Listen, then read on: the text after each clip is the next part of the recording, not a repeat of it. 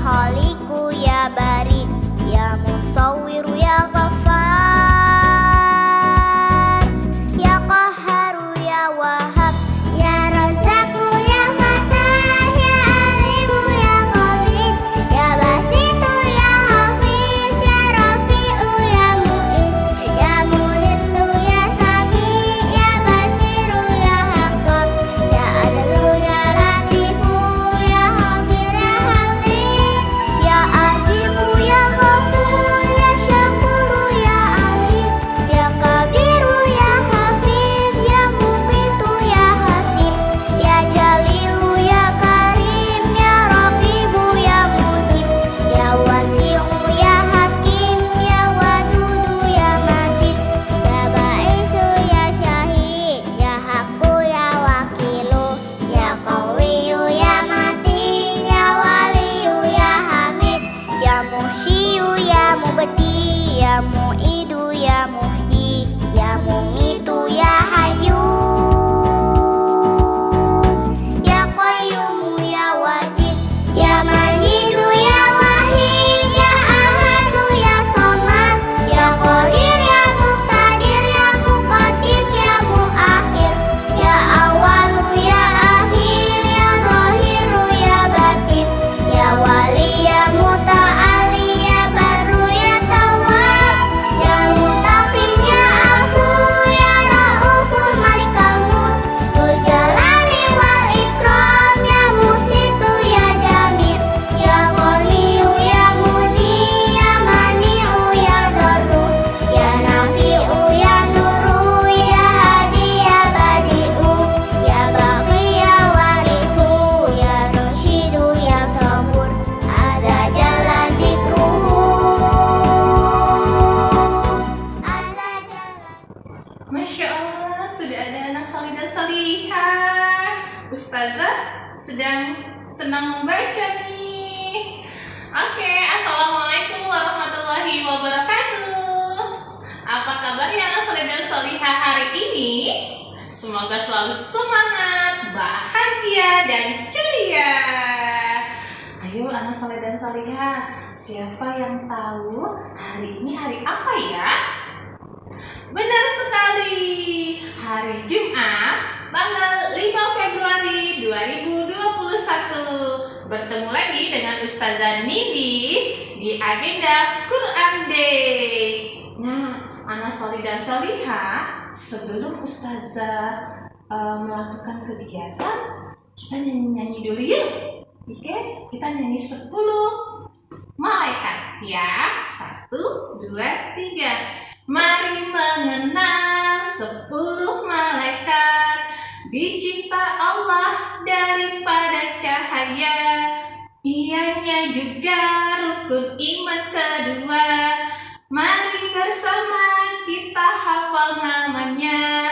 Jibril, Mikail, Ridwan, Malik, Munkar, Nakir, Rakib, Atid, Israfil, Israil, semuanya 10 malaikat kita hafal namanya. Nah, nanti anak soleh dan solihah nyanyikan di rumah ya. Anak soleh dan solihah, hari ini kegiatan kita adalah kita akan menyimak sirah Abu Bakar. Ya, kita akan melanjutkan sirah Abu Bakar dari yang pekan lalu, yaitu kemuliaan Abu Bakar sesi kedua. Semangat ya menyimaknya. Abu Bakar mendampingi Rasulullah Shallallahu Alaihi Wasallam dalam hijrah ke Madinah selama 10 hari, 3 hari di Gua Sur dan 7 hari di perjalanan ke Yatsrib, Madinah. Sampai mereka tiba di Madinah dengan selamat pada hari Senin 8 Rabiul Awal tahun 14 kenabian. Abu Bakar seorang yang pemberani. Ali bin Abi Thalib berkata, ketika perang Badar, kami mendirikan tenda untuk Rasulullah Shallallahu Alaihi Wasallam. Lalu kami bertanya, siapa yang bersedia mendampingi Rasulullah Shallallahu Alaihi Wasallam agar tidak ada musuh yang bisa mendekatinya? Demi Allah, tak satu pun dari kami yang maju selain Abu Bakar. Abu Bakar juga seorang yang sangat dermawan. Putri Abu Bakar, Aisyah menceritakan, ketika masuk Islam, Abu Bakar memiliki 40.000 dinar keping emas. Ia menginfakkan seluruh hartanya itu kepada Rasulullah Shallallahu Alaihi Wasallam. Abu Bakar, seorang yang cerdas dan berilmu luas. Abdullah bin Umar pernah ditanya, siapakah yang memberi fatwa di masa Rasulullah Shallallahu Alaihi Wasallam? Ia menjawab, Abu Bakar dan Umar, dan aku tidak mengetahui orang lain selain mereka berdua. Abu Bakar juga sosok yang paling baik dan utama. Abdullah bin Umar berkisah, Di masa Rasulullah, kami diperintahkan memilih orang-orang. Kami pun memilih Abu Bakar, lalu Umar, lalu Utsman. Dan terlihat Rasulullah Shallallahu Alaihi Wasallam tidak menentang hal itu. Abu Hurairah berkata, Rasulullah Shallallahu Alaihi Wasallam bertanya, siapa di antara kalian yang puasa hari ini? Abu Bakar menjawab, Aku. Rasulullah Shallallahu Alaihi Wasallam bertanya lagi, siapa yang ikut mengantar jenazah? Abu Bakar menjawab, Aku. Rasulullah Shallallahu Alaihi Wasallam bertanya lagi, siapa yang memberi makan orang miskin hari ini? Lagi-lagi Abu Bakar menjawab, Aku. Rasulullah Shallallahu Alaihi Wasallam bertanya lagi, siapa yang menjenguk orang sakit hari ini? Abu Bakar menjawab, Aku. Lalu Rasulullah bersabda, tidaklah semua perkara yang aku sebutkan tadi dilakukan oleh seseorang, melainkan orang itu akan masuk surga.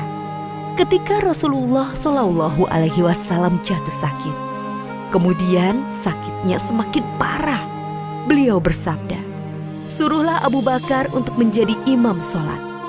Sebagian ulama sahabat memahami bahwa perintah ini adalah petunjuk Nabi Muhammad Shallallahu Alaihi Wasallam bahwa Abu Bakar adalah sahabat yang paling utama.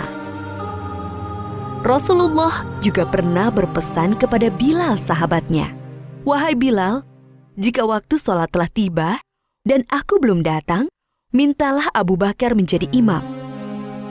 Oleh karena itu, setelah Rasulullah Shallallahu Alaihi Wasallam wafat, Abu Bakar dibaiat sebagai pengganti pemimpin umat Islam. Ia menjabat sebagai khalifah selama sekitar 3 tahun. Selama memimpin kaum muslimin, Abu Bakar telah banyak memberikan karya-karya penting bagi perkembangan Islam dan kemajuan kaum muslimin. Antara lain, memerangi orang-orang murtad yang keluar dari Islam, melanjutkan rencana pengiriman pasukan Usamah bin Zaid yang sebelumnya telah dipersiapkan oleh Rasulullah Shallallahu Alaihi Wasallam, memerangi para pembangkang zakat, memerangi nabi palsu Musailamah al-Kadzab, dan membukukan Al-Quran. Ide pembukuan Al-Quran datang dari sahabat Umar radhiyallahu anhu. Awalnya, Abu Bakar berkali-kali menolak pendapat itu. Namun setelah terjadi diskusi panjang, akhirnya Abu Bakar menerima hal tersebut. Lalu Abu Bakar memanggil sahabat Zaid bin Sabit, yaitu sahabat yang menjadi pencatat wahyu di masa Nabi Muhammad Shallallahu Alaihi Wasallam. Dia bercerita kepadanya, Sesungguhnya Umar telah mendatangiku dan ia berkata kepadaku, banyak sahabat penghafal Al-Quran yang gugur dalam perang Yamamah, yaitu perang melawan Musailamah al-Kadzab, sang nabi palsu dan pasukannya. Aku khawatir peristiwa serupa juga menimpa para qurra, para penghafal Al-Quran dalam peristiwa lainnya. Akibatnya akan hilang sebagian besar dari Al-Quran. Wahai Zaid, engkau anak muda yang cerdas. Kami mempercayaimu sepenuhnya bahwa engkau juga juru tulis wahyu Rasulullah. Jadi, carilah ayat-ayat Al-Quran itu, lalu kumpulkanlah. Zaid menolak sambil berkata kepada Abu Bakar dan Umar, Mengapa kalian akan melakukan sesuatu yang tidak pernah dilakukan oleh Rasulullah Shallallahu Alaihi Wasallam? Demi Allah, ini perbuatan yang baik. tukas Abu Bakar. Zaid mengulangi penolakannya Tidak, sambil bergumam, andai kata ia membebaniku untuk memindahkan sebuah gunung, itu jauh lebih ringan daripada perintahnya menghimpun ayat-ayat Al-Quran. Namun setelah diskusi, akhirnya Zaid menerima dan berkata, Akhirnya Allah Subhanahu wa Ta'ala membukakan pintu hatiku, seperti halnya Allah membukakan hati Umar dan Abu Bakar. Mulailah aku mengumpulkan ayat-ayat Al-Quran yang tertulis di dedaunan, pelepah kurma, tulang belulang, juga dari para penghafal Al-Quran. Setelah terkumpul menjadi satu mushaf, Khalifah Abu Bakar menyimpannya sampai wafatnya. Inilah jasa Abu Bakar yang sangat berharga dan masih bisa dirasakan oleh kaum muslimin hingga saat ini. Alhamdulillah, kegiatan kita di Quran Day hari ini sudah selesai. Kisah tentang Abu Bakar akan kita lanjutkan lagi di pekan depan ya. Tetap semangat dan selalu